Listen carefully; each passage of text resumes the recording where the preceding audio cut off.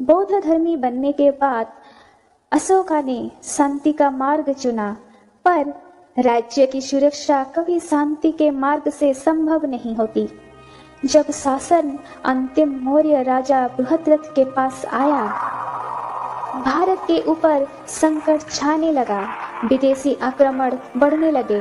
भारत चारों ओर से विदेशी सेनाओं से घिरा हुआ था।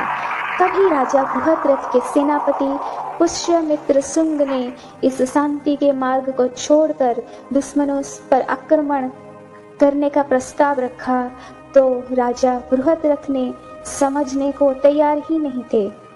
फाइनली पुष्यमित्र शुंग ने, जो कि एक ब्राह्मण थे, उन्होंने भारत को विदेशी आक्रमणों से बचाने के लिए राजा बृहद्रथ की हत्या की। भारत में वैदिक धर्म का पताका लहराया। भारत ने देश के लिए युद्ध भूमि पे उतरने का आह्वान दिया। पुष्यमित्र शुंग ने 36 ईयर तक शासन किया। पुष्यमित्र शुंग ने 2 अश्वमेध यज्ञ भी किए। ये जानकारी हमको अयोध्या इंस्क्रिप्शन से मिलती है।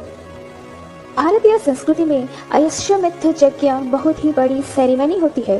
ये कोई आम सेरेमनी नहीं होती, ये तो कोई महाप्रतापी राजा ही कर सकता है।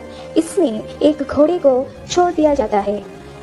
ये घोड़ा जिस स्टेट में से गुजरता है, वो स्टेट राजा का हो जाता है। अगर कोई राजा इस घोड़े को रोकता है, तो उसको उस राजा से लड़ना पड़ता है। तो ये कोई महाप्रतापी राजा ही कर सकता है। हिस्ट्री हमको किसे पता चलती है? जो राइटिंग, जो अभिलेख होती है, उसी अभिलेख से हमको हिस्ट्री पता चलती है।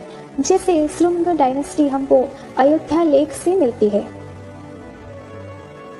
यहाँ पे एक बात देखा गया कि जहाँ जरूरत पड़ती है, ब्राह्मण शास्त्र छोड़कर शस्त्र उठा लेते हैं।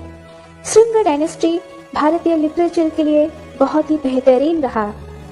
जैसे कालिदास, अष्टधाई, पाणिनि की पतंजलि लिखी गई थी। दोस्तों, भारत की महान राजाओं के बारे में जितना भी वर्णन किया जाए उतना ही कम है। अगर आप किसी और राजा महाराजाओं के बारे में डिटेल जानना चाहते हैं तो हमें कमेंट बॉक्स में बताइए। अगर हमारा वीडियो पसंद आया तो प्लीज हमारे चैनल को सब्सक्राइब करें और लाइक जरूर करें।